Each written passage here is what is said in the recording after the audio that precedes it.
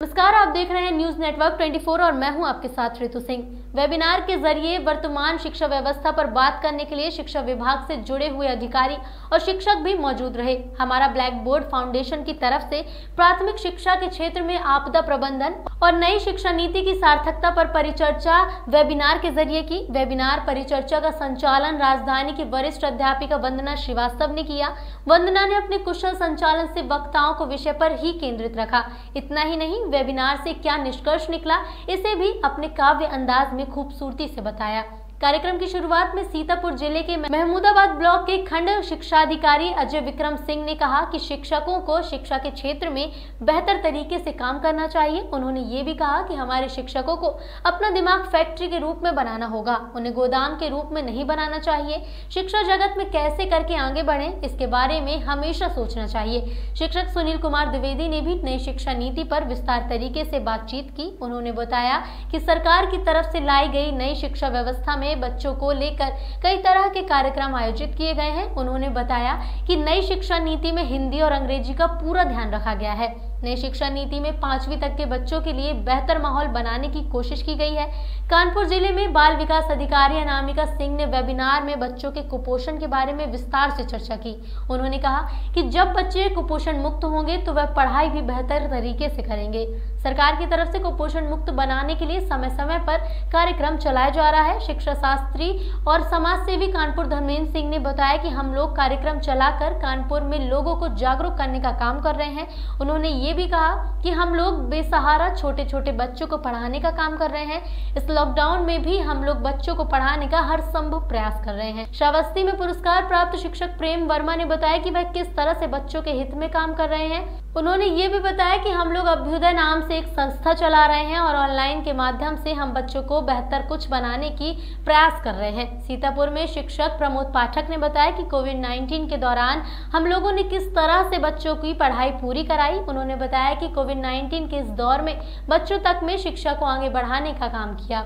इस दौरान हमारे शिक्षक साथियों में से किसी ने ऐप अपलोड किए, सोशल डिस्टेंसिंग के साथ में बच्चों को पढ़ाना जारी रखा। सीतापुर में शिक्षक युगेंद्र पांडे ने शिक्षा को अपना कर्तव्य बताया और कहा कि हमें बच्चे को एक दोस्त के रूप में रखना चाहिए। उन्होंने कहा कि जिनको पढ़ाने के लिए हमें सरकार की तरफ से वेतन मिलता है और जिनकी वजह से ही हम लोग बेहतर से बेहतर जीवन जी रहे हैं, उन्हें पढ़ाने में किसी तरह की लापरवाही नहीं करनी चाहिए। हाथरस से शिक्षक सुशील कुमार ने वेबिनार में अपने विचार रखे और उन्होंने बताया कि किस तरह से हम लोग इस कोरोना काल में भी पढ़ाकर बेहतर से बेहतर करने का काम कर रहे हैं। उन्होंने कहा कि गांवों में समिति संस्थान है, इसके बाद भी गांवों के बच्चों को बेहतर तरीके से पढ़ाया जा सके। शिक्षक राजीव श्रीवास्तव ने कहा कि शहरी क्षेत्र की तुलना में गांवों के बच्चों के साथ में बहुत बड़ी समस्या है। ऐसे में हमें कुछ ऐसा कार्यक्रम करना होगा ताकि बच्चे अधिक से अधिक जुड़ सकें। अंत में संयोजक वंदना श्रीवास्तव ने सभी का आभार व्यक्त किया। नमस्कार, आप मुझे सुन पा रही हैं? जी जी जी। मैं Anamika Singh, DDCO city sector बाल विकास परियोजना अधिकारी। आप सभी को नमस्कार। मेरा आवाज आ रही है आपको हमारी? जी मैं आ रही है। आप सभी लोगों को बताएंगे कि हम जो काम करते हैं छोटे बच्चों के लिए, महिलाओं के लिए और बुजुर्गों के लिए, हम स्वास्थ्य से जुड़े और शाला पूर्ण शिक्षा जो कि आपका ब्लैक बोर्ड से जुड़ा हुआ है उसकी हम बात करते हैं।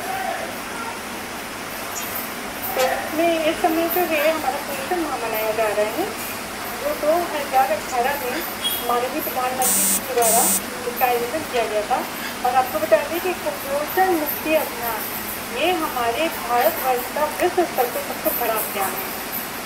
और एक छोटी सी जानकारी हम देना चाहेंगे कि हम कभी कभी देखते हैं कि एक ही स्कूल में हमारे बच्चे पढ़ रहे हैं, एक कुछ बच्चा होता है जिसको कहते नहीं कि हमने उसे थोड़ी सी जानकारी दी और बच्चा बहुत तेजी से पिकअप कर रहा है। और किसी को हम देखते हैं कि बहुत कोशिश कर रहे हैं तभी वो पिकअप नहीं कर पा रहा है।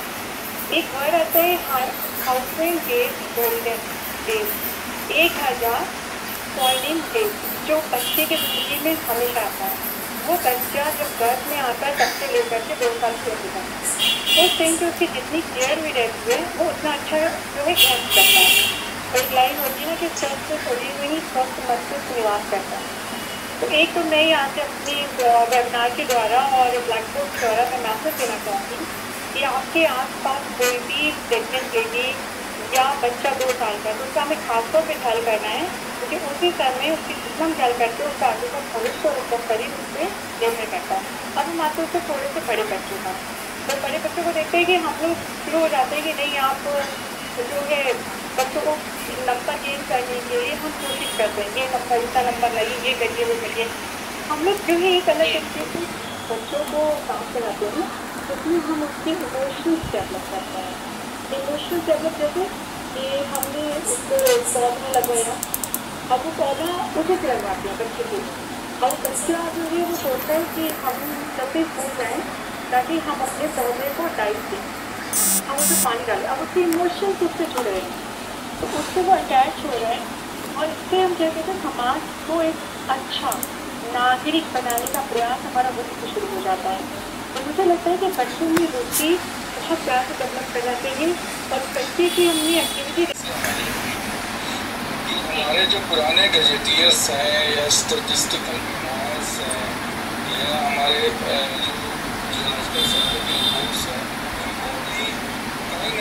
कहीं न कहीं उसको एक कंसाइज फॉर्म में हमारे टेक्स्ट बुक का पार्ट होना चाहिए, ताकि हम अपने लोकल से भी परिचित रहें। ग्लोबल तो होंगे लेकिन लोकल से परिचित रहें, तभी हमारे प्रधानमंत्री जी का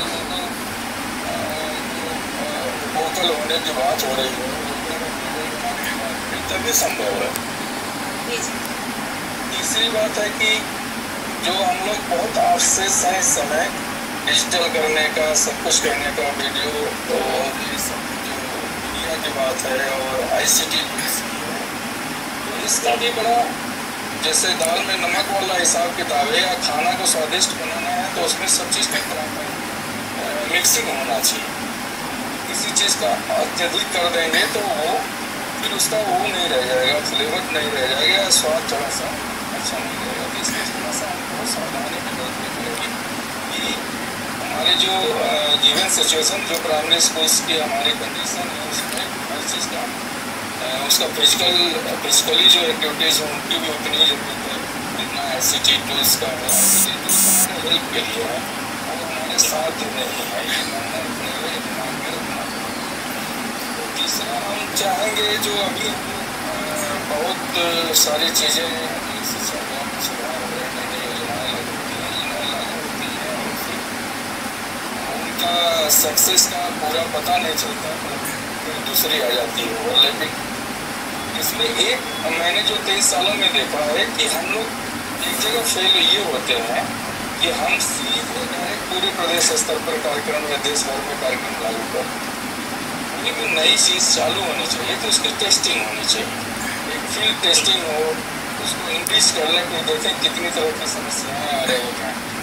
हमारे जब विद्यालयों में जाएंगे उसको एक्सपेरिमेंट लागू करेंगे तो फेल होंगी नहीं होंगी, क्योंकि हमारे स्कूल इतने ज़्यादा डायमेंशन से प्रभावित होते हैं। कहीं पता चला कि किसी को इतनी ज़्यादा बिरादरी के उनके कल्चर से, उस कल्चर से दिक्कतें होती हैं।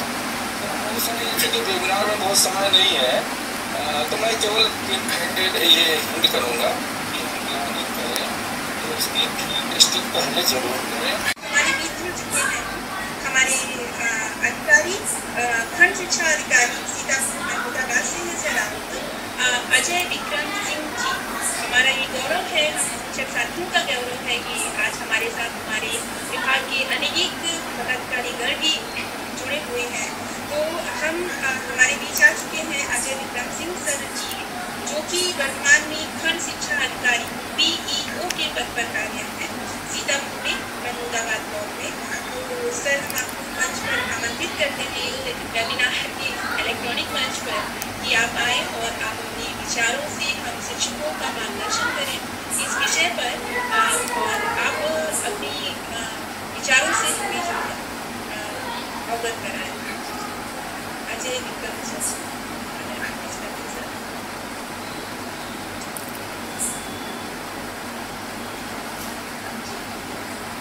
सर आप ज्वाइन हो पाए हो? जी जी जी, नमस्कार सर। आप अपना माइक म्यूट कीजिए सर, और हम शिक्षक साथियों के बाइक पर हमारा मार्गदर्शन कीजिए। जी नमस्कार सर। Thank you. आप सभी को आज शिक्षक दिवस की बहुत बहुत बधाई। आवाज़ आ रही मेरी? जी जी बिल्कुल साफ आ रही है सर। वीडियो भी अगर पॉसिबल है तो ऑन कर लीजिए। अच्छा मैं कर देता हूँ, धन्यवाद। सबसे बड़ी बात आज मैं सुन रहा था आप लोगों को, मैं 2-3 चीज़ बस बहुत कम शब्दों में बताऊँगा आप लोगों को। पहला तो हमारे जितने शिक्षक भाई हैं या शिक्षा के क्षेत्र में जो लोग भी काम करते हैं, सबसे पहली शर्त है कि हम अपने दिमाग को फैक्ट्री बनाएं, उसको गोडाउन नहीं बनाएं। फैक्ट्री का मतलब है कि हम अपने दिमाग को इतना इंग्लिश करें, इतना इसको पॉलिश करते रहें कि इससे विचार पैदा हो। हम जाएँ जिस परिस्थिति में, इसी तरह हम अपने बच्चों को उनको गोडाउन वाला दिमाग नहीं बनाना, उनका दिमाग अपने से यूनाइट हो आगे कि अपने डिसीजन करें, अपने प्रॉब्लम्स को सॉल्व करें, इस तरह दक्ष करना है। और इसके लिए करना क्या होगा? इसके लिए सबसे ज़रूरी है कि हम डेली अपडेट हों और नई जो चीज़ें रिसर्च होकर आ रही हैं एजुकेशन के सेक्टर में, टीचिंग के सेक्टर में, उससे हम अपडेट रहें, उससे हम परिचित रहें। प्रॉब्लम हो रही है मुझे लग रहा है। कोई बात हेलो जी जी सर बात करिए। तो दूसरा जो वर्चुअल तरीका था, या जैसे बच्चे अपनी कॉपी वगैरह जमा कर जा रहे हैं, क्योंकि डेट शीट वगैरह जैसे हॉलीडे होमवर्क वगैरह पहले देते थे, इस तरह से डेट शीट वगैरह दे करके उन लोगों के साथ काम दिखाया गया है। शुरुआत में 10-12% से 20% 40% होते हैं। आज लगभग 50% बच्चे अपनी के पेरेंट्स आते हैं इस बात को अपनी कॉपियाँ जमा कर पूरी तरह से उनकी कॉपी को सैनिटाइज करके और फिर उनको होमवर्क के लिए आते हैं।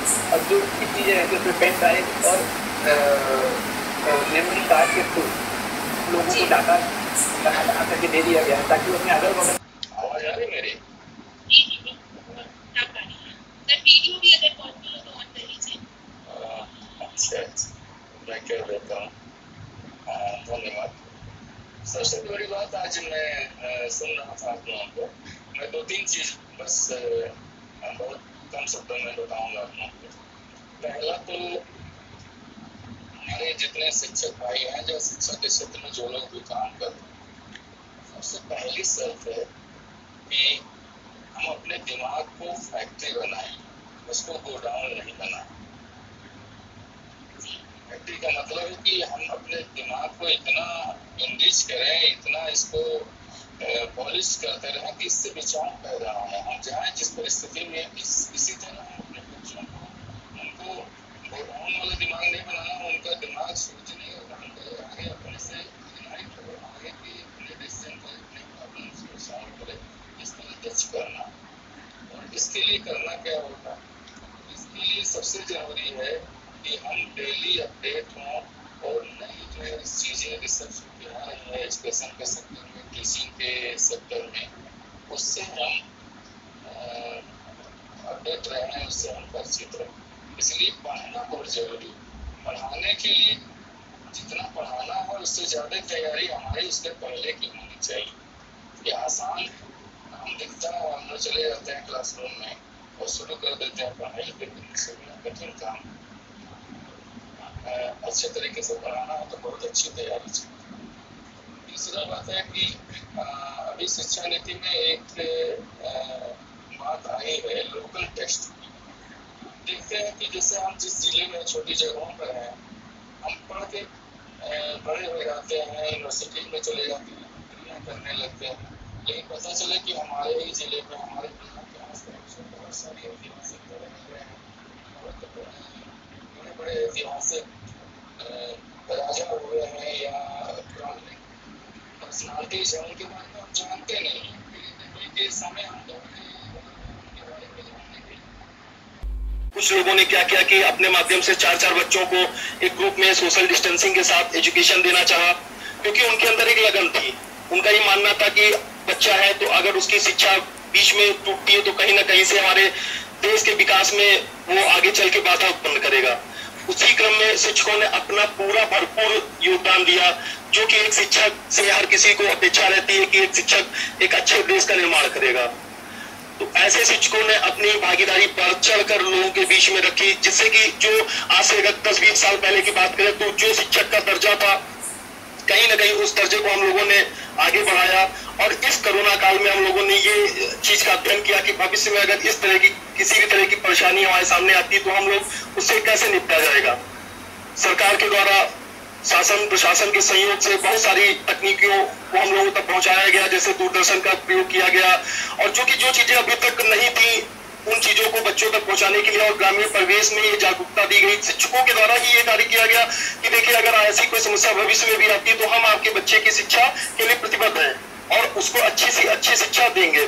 उसी क्रम में हमारे आदरणीय कमलेश सर ने एक वेबिनार के आयोजन की बात रखी, जिससे मुझे और आप सभी जितने भी पदाधिकारी जुड़े हुए हैं अपना ब्लैक बोर्ड से, फाउंडेशन से, उन्होंने इस बात पे सहमत जताई। और कहीं ना कहीं से ये हुआ कि जिन लोगों ने 3 महीने के लॉकडाउन में शिक्षा के प्रति अपना कर्तव्य निर्वाह किया है, क्यों ना उनको हम एक मौका दें अपनी बात रखने का, जिससे कि दूसरे लोगों में उसके प्रति संवेदनाएं जग सके कि किस तरह से अगर करने के ऊपर कोई आ जाए तो कैसे किसी कार्य को किया जा सकता है। अगर हम बात करते हैं कि सरकार के संसाधनों की, जितने भी सरकार इसमें संसाधन हम लोगों को मुहैया करा रही है, हमें लगता है कि अगर उनमें कुछ कमी है तो हमें थोड़ा इंतजार करना चाहिए, लेकिन जो संसाधन अवेलेबल है उन पर हमें आगे बढ़ते हुए एक अच्छा जो है युग का निर्माण करना चाहिए, जिससे आने बच्चा 2%, 5%, 10% भी अगर हमारा बच्चा हमसे संपर्क में आता है तो वो चीजें सीख सकता है। और यहाँ पर टीचर्स के लिए पॉजिटिव चीज ये है कि हम टीचर्स इस टाइम को अपने इम्प्रूवमेंट के लिए यूज कर सकते हैं, अपने इम्प्रूवमेंट इन द सेंस कि जो हमारा स्किल डेवलपमेंट है। इस बीच हमने वीडियोस बनाने सीखे, हम अपने आप को कैसे प्रेजेंट करते हैं बच्चों के सामने, कैसे हम छोटे छोटे शॉर्ट वीडियोस के रूप में अपने कंटेंट बनाना सीखे, और बहुत सारे चीज़ों पे हमने कंटेंट बना भी लिए हैं। और ये सारे कंटेंट हमारे बहुत काम आने वाले हैं जब हम अपने स्कूल में पहुँचेंगे अपने बच्चों के सामने। तो ये सारी चीज़ें हैं। तो और बाकी सब एक आज के दिन आपने इस स्टेज पे हमें मौका दिया, तो हम एक संदेश देना चाहते हैं अपने टीचर्स के लिए कि बेसिक शिक्षा में भले ही बहुत सारी कमियां हो, बहुत सारे लोग बुराइयां गिनाते हो, लेकिन आप अगर इसमें हमने इसमें बहुत हमने काम किया, बहुत सारे लोगों को काम करते हुए देखा है। अगर जिन्होंने इसे प्रतिबद्धता के साथ और पूरे समर्पण के साथ काम किया है, उन्हें इससे अच्छी कोई फील्ड मिल नहीं सकती आगे बढ़ने के लिए और समाज को कुछ दे जाने के लिए। तो अपने शिक्षण कार्य को मिशन का रूप दें, क्योंकि मिशन आप जब किसी चीज को अपना टारगेट बना देते हैं, लक्ष्य तय कर लेते हैं, तो वो सारी चीजें आपको फिर सामने आपका एकदम रास्ता क्लियर हो जाता है कि हमें अब क्या करना है, what is next to do. तो यहाँ पे अपने शिक्षण कार्य को एक आपको मिशन के रूप में लेना है और चीजों को आगे बढ़ाना। कुछ भी अपने विचार साझा करना चाहते हैं। हेलो,